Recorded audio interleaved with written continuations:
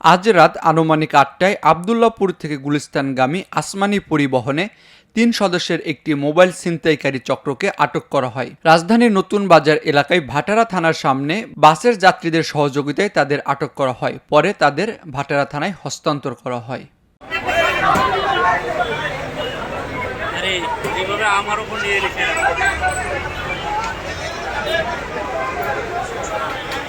ছিনতাইকারী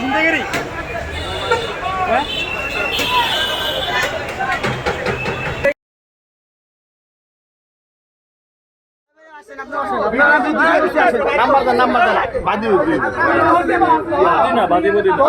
ব্যবস্থা নিব দিতে হবে।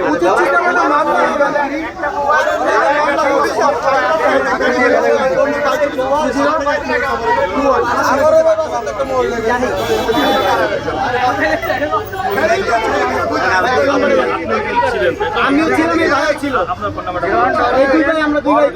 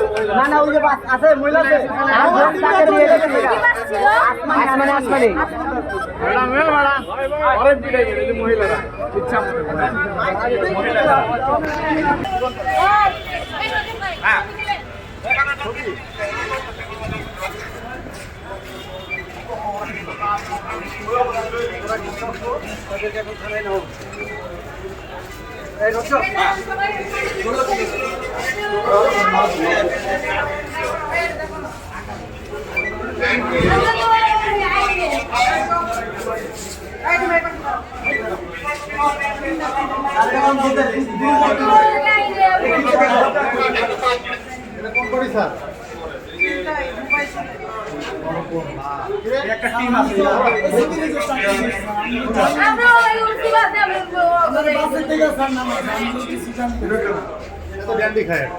মোবাইল লইছে নাম করে দিতে মোবাইল না আমার কাছে জানি আমরা দেরি হলে মোবাইল এই নিয়ে